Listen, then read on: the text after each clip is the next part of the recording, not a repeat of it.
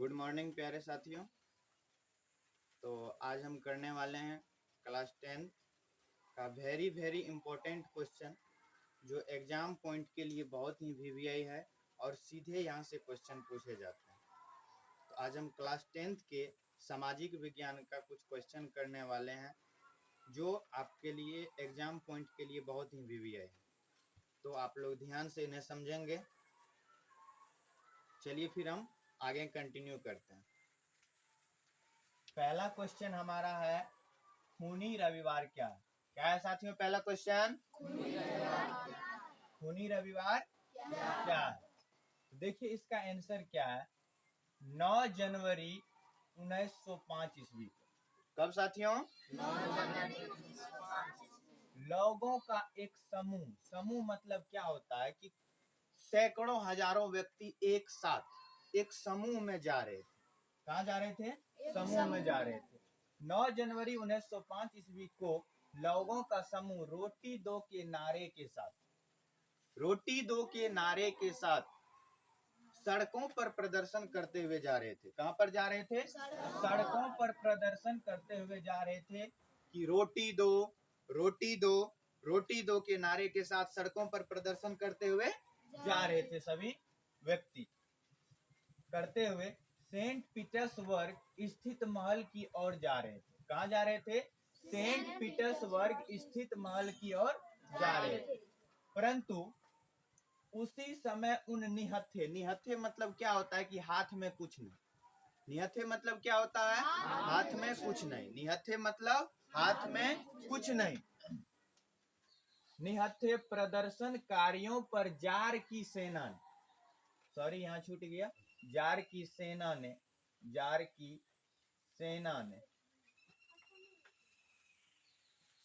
ने अंधाधुंध गोलियां बरसाई। अंधाधुंध गोलियां बरसाने का मतलब हुआ कि कितना गोली चला दिया उसका कोई लिमिट नहीं रहा।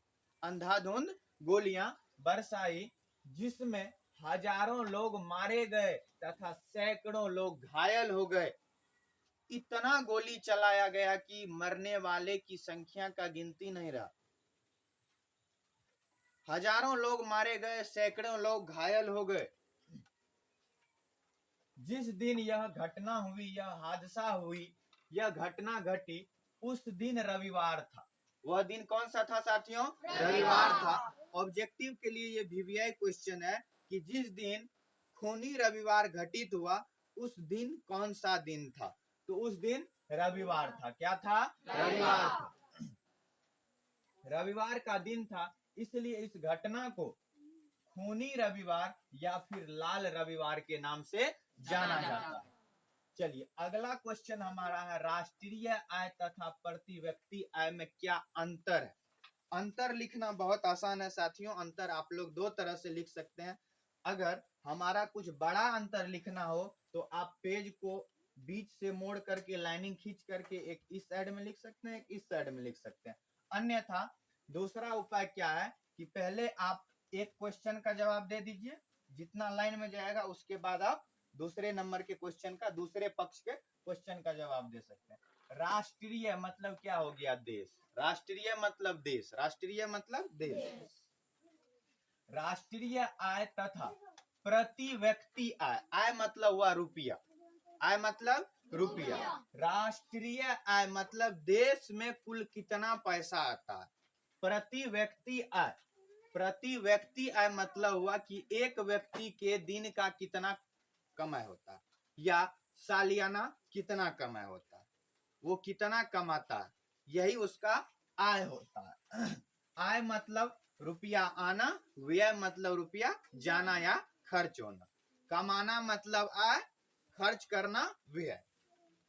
समझ में आया सभी को? जी। किसी को कोई दिक्कत नहीं? चलिए तो राष्ट्रीय आय तथा प्रति व्यक्ति आय में क्या अंतर है, हम आंसर लिखना स्टार्ट करेंगे तो डायरेक्ट नहीं लिखेंगे। पहले हम लिखेंगे राष्ट्रीय आय तथा प्रति व्यक्ति आय। राष्ट्रीय आय तथा प्रति व्यक्ति आय में निम्नलिखित मतलब क्या होता है साथियों? नीचे। निम्नलिखित मतलब क्या होता है? नीचे। राष्ट्रीय आय तथा प्रति व्यक्ति आय में निम्नलिखित अंतर है जो इस प्रकार है। तो पहला हम लिखे हैं राष्ट्रीय आय। क्या लिखे हैं साथियों? राष्ट्रीय आय।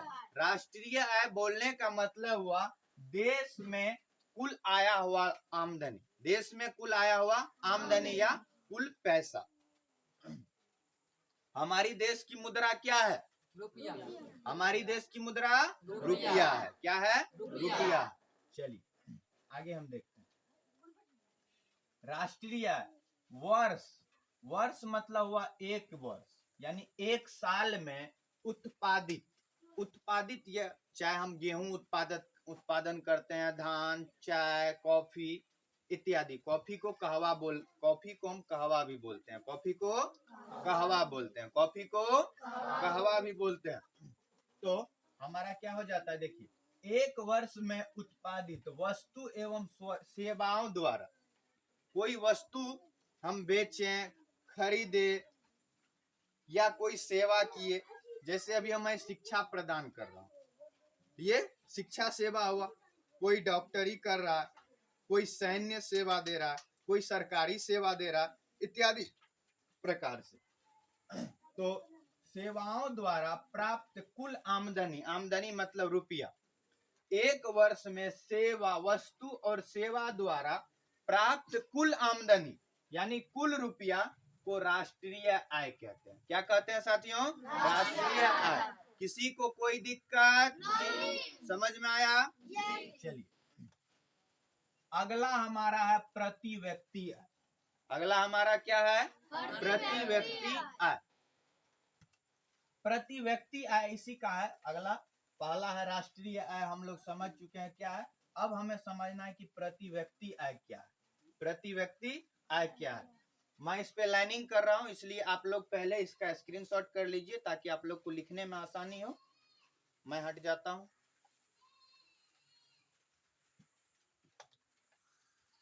आई होप कि आप लोग स्क्रीनशॉट कर लिए होंगे। चलिए फिर अब हम आगे कंटिन्यू कर रहे हैं। प्रति व्यक्ति है राष्ट्रीय आय में कुल जनसंख्या से। राष्ट्रीय आय बोले तो हमारा देश है, जैसे हमारे देश में जितना, मान लीजिए कि हमारे देश में एक वर्ष में 100 रुपया की आमदनी, एक वर्ष में 100 रुपया की आमदनी है और देश में कुल 10 व्यक्ति है। एक मान लीजिए, सपोज में हम समझाने के लिए बता रहे हैं कि हमारे देश में एक वर्ष में यानी एक साल में 100 रुपया हम कमाए, एक साल में 100 रुपया कमाए और देश में, पूरे देश भर में 10 व्यक्ति है, तो यह पूरा साल में कमाया गया रुपया में जब हम कुल जनसंख्या से भाग देंगे। जनसंख्या क्या है? जनसंख्या हमारा 10 है। जनसंख्या हमारा कितना है? देश का 10 है। और आमदनी कितना हुआ है? 100 हुआ है, 100 रुपया। तो इस 10 आदमी से 100 टका में भाग देंगे तो कितना निकल जाएगा? हमें 10 निकलेगा। जो भागफल हमें निकला है, जो भागफल हमें निकला है, यही हमारा राष्ट्रीय आय, सॉरी प्रति व्यक्ति आय। जो ये 10 रुपया निकला, ये हमारा प्रति व्यक्ति आय है। अगर देश में 20 व्यक्ति है तो एक व्यक्ति का 5 रुपया होगा, एक व्यक्ति का 5 रुपया होगा। 50 व्यक्ति है, 50 व्यक्ति है तो 2 रुपया होगा, और 100 व्यक्ति है तो 1 रुपया होगा। किसी को कोई डाउट? चलिए, राष्ट्रीय आय में कुल जनसंख्या से भाग देने पर प्राप्त भागफल को प्रति व्यक्ति आय कहते हैं। प्राप्त भागफल को प्रति व्यक्ति आय कहते हैं। प्रति मतलब एक, प्रति मतलब एक, व्यक्ति मतलब आदमी। तो एक व्यक्ति का जो आय हुआ उसी को हम प्रति व्यक्ति आय बोलते हैं। क्लियर सभी को? चलिए, ये यहाँ लिख दिए हैं सब्जेक्ट का नाम। Most very very important question जो सीधे एग्जाम पॉइंट के लिए भी है। ठीक है, चलिए अगला हमारा ये क्वेश्चन 100% पूछा जाएगा। इस बार 100% चांस है कि इस क्वेश्चन को पूछा जाएगा। तो आप लोग इन सभी क्वेश्चन को अपने पूरे रट करके यहाँ रखेंगे। जैसे ही क्वेश्चन आया पूरा कलम तोड़ के लिखना। अब ऐसा नहीं कि ऐसे कलम को तोड़ के लिखेंगे, पता चलेगा कि लिखने के लिए कलम ही नहीं रहा। फिर कैसे लिखेंगे सर? कलम से लिखेंगे। किससे लिखेंगे? कलम से लिखेंगे। चलिए, नमक कानून क्या है? नमक कानून क्या है? नमक कानून अर्थात एक समय की बात है जब अंग्रेजों ने नमक पे टैक्स लगा दिया था, अर्थात लगान लगा दिया था, और कोई भी व्यक्ति हम बिना नमक खाए नहीं रह सकते। तो गांधी जी ने इस नमक पर से टैक्स को हटाने के लिए नमक कानून को भंग किया। नमक पर जो टैक्स लगाया गया था उसे तोड़ा गया और नमक, उसी दिन से इसका नाम पड़ गया नमक कानून। आइए हम समझते हैं। नमक कानून या दांडी यात्रा का मुख्य उद्देश्य, इस तरह से आप लोग को क्वेश्चन पूछा जा सकता है, या दांडी मार्च का मुख्य उद्देश्य क्या है, इस तरह से आप लोगों को क्वेश्चन पूछा जा सकता है। चलिए हम जानते हैं नमक कानून की शुरुआत बोले तो आरंभ महात्मा गांधी ने 12 मार्च 1930 ईस्वी में किया। 12 मार्च 1930 ईस्वी में किया था। यह यात्रा कौन सा यात्रा? दांडी यात्रा या नमक कानून। यह यात्रा साबरमती से, कहां से? साबरमती से। साबरमती एक आश्रम है। साबरमती एक आश्रम है। साबरमती से दांडी तक चली थी। यह यात्रा साबरमती से दांडी तक चली थी। इस यात्रा का मुख्य उद्देश्य था समुद्र के पानी से नमक बनाकर नमक कानून को भंग करना। इसमें 79 व्यक्तियों ने हिस्सा लिया था, कर्मचारियों ने भाग लिया था, और अंततः 6 अप्रैल 1930 ईस्वी को नमक कानून या दांडी मार्च की समाप्ति की गई। नमक कानून भंग किया गया और हुई। यह यात्रा 24 दिनों तक चली थी। यह यात्रा 24 दिनों तक चली थी। कितने दिनों तक चली थी? 24 दिनों तक। इस यात्रा की शुरुआत किसने की थी? नेतृत्व, अगर पूछे कि नमक कानून का नेतृत्व किसने किया था? मोहनदास करमचंद गांधी।